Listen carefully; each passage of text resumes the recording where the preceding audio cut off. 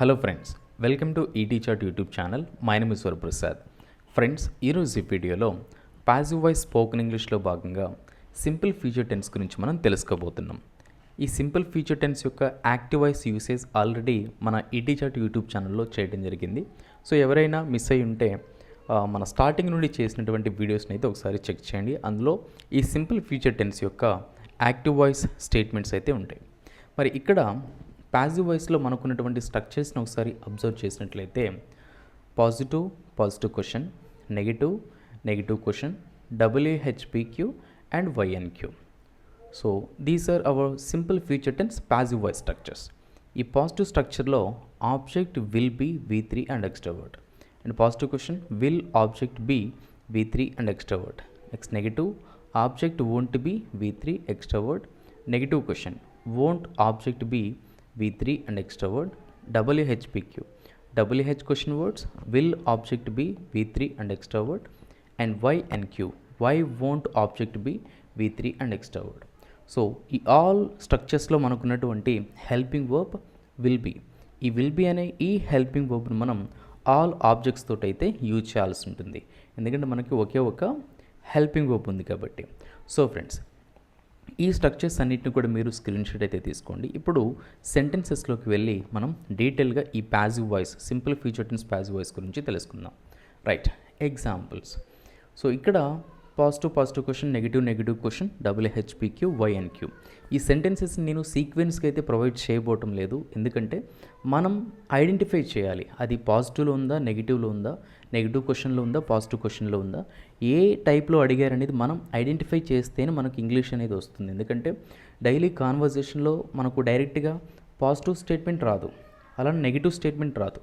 So questioning statements కూడా రావచ్చు కాబట్టి సో నేను సెంటెన్సెస్ని సీక్వెన్స్కి ఇవ్వకుండా షఫుల్ అయితే చేశాను. అండ్ ఈ ఎగ్జాంపుల్స్ ఎక్స్ప్లెనేషన్ తర్వాత మీకు కూడా ఎక్సర్సైజ్ పర్పస్లో ఒక ఎగ్జాంపుల్ అయితే ప్రొవైడ్ చేశాను. Okay friends, number 1 example. ఆ బ్రిడ్జిని ఎన్ని రోజుల్లో పూర్తి చేస్తారు?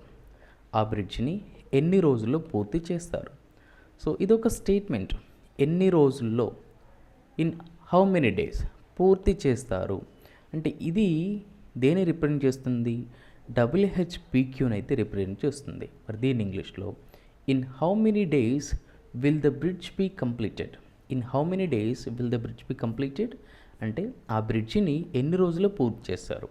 సో ఇక్కడ ఆ బ్రిడ్జిని అనే ఒకే ఒక ఆబ్జెక్ట్కి ఇంపార్టెన్స్ ఇస్తున్నాను, కానీ ఆ ఆబ్జెక్ట్ అంటే ఆ బ్రిడ్జిని పూర్తి చేసేటటువంటి సబ్జెక్ట్ గురించి ఇక్కడ నేను మాట్లాడడం లేదు. ఓన్లీ ఆ బ్రిడ్జిని అనే ఒక ఆబ్జెక్ట్కి మాత్రమే ఇంపార్టెన్స్ ఇస్తున్నా.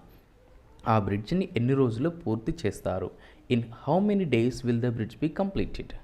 And second example.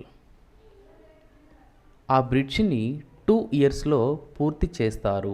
ఆ బ్రిడ్జిని 2 ఇయర్స్లో పూర్తి చేస్తారు. మరి దీన్ని ఇంగ్లీష్లో the bridge will be completed in 2 years.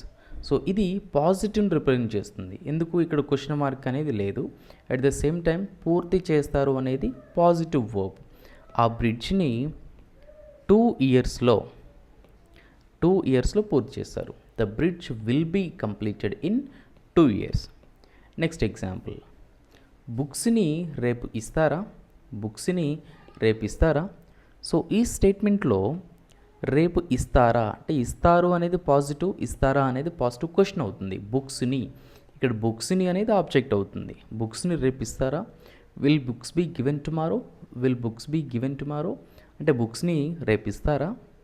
Next అనేది స్టేట్మెంట్. బుక్స్ని రేపు ఇవ్వరు. సో ఇది నెగిటివ్ స్టేట్మెంట్. బుక్స్ని రేపు ఇవ్వరు.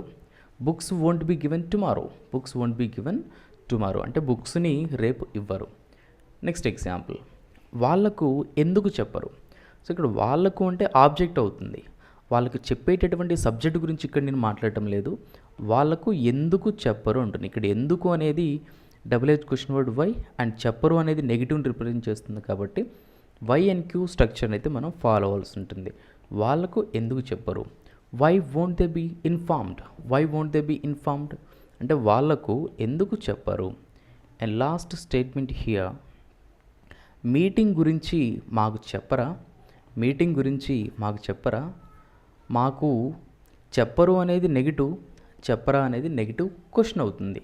మరి దీని ఇంగ్లీష్లో won't we be informed about the meeting, won't we be informed about the meeting అంటే మీటింగ్ గురించి మాకు చెప్పరా, అంటే మీటింగ్ గురించి మాకు చెప్పేటటువంటి ఆ సబ్జెక్ట్ గురించి ఇక్కడ నేను మాట్లాడడం లేదు, ఓన్లీ మాకు అనే ఆబ్జెక్ట్కి ఇంపార్టెన్స్ ఇస్తున్నాను.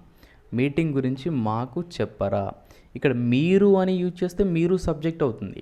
మీటింగ్ గురించి మీరు మాకు చెప్పరా, won't you inform us about the meeting అని మనం యాక్టివ్ వాయిస్లో చెప్తాం. బట్ ఇక్కడ ఏమంటున్నాం, మీటింగ్ గురించి మాకు చెప్పరా, won't we be informed about the meeting. And ఇక్కడ అజ్ అని రాకుండా వి అని మాత్రమే యూజ్ చేయాల్సి ఉంటుంది, ఎందుకంటే ఆ సబ్జెక్ట్ అనే ఇక్కడ సబ్జెక్ట్ని అయితే మెన్షన్ చేయలేదు కాబట్టి. ఓకే ఫ్రెండ్స్, ఇప్పుడు మీకు ఎక్సర్సైజ్ పర్పస్లో ఒక ఎగ్జాంపుల్ అయితే ఇస్తున్నాను. మీ డౌట్స్ అన్నీ క్లియర్ చేస్తాను, మీ డౌట్స్ అన్నీ క్లియర్ చేస్తాను. ఈ ఎగ్జాంపుల్ యొక్క ఆన్సర్ మీరు కింద కామెంట్ బాక్స్లో కామెంట్ చేయడానికి ట్రై చేయండి. అండ్ ఆల్ టైప్స్లో positive question, negative question, HPQ and YNQ ఈ ఆల్ టైప్స్లో ఈ సెంటెన్సెస్ని ప్రిపేర్ చేయడానికి ట్రై చేయండి. అండ్ ఈ వీడియో నచ్చినట్లయితే తప్పనిసరిగా లైక్ చేయండి. అండ్ మీలానే ఇంగ్లీష్ నేర్చుకోవాలనుకుంటున్న మీ ఫ్రెండ్స్ అండ్ ఫ్యామిలీ మెంబర్స్కి ఈ వీడియోని షేర్ చేసి నాకు సపోర్ట్ అయితే చేయండి. అనదర్ ఇంపార్టెంట్ ప్యాసివ్ వాయిస్ స్ట్రక్చర్తో మీ ముందుంటాను. Thank you friends, thanks for watching.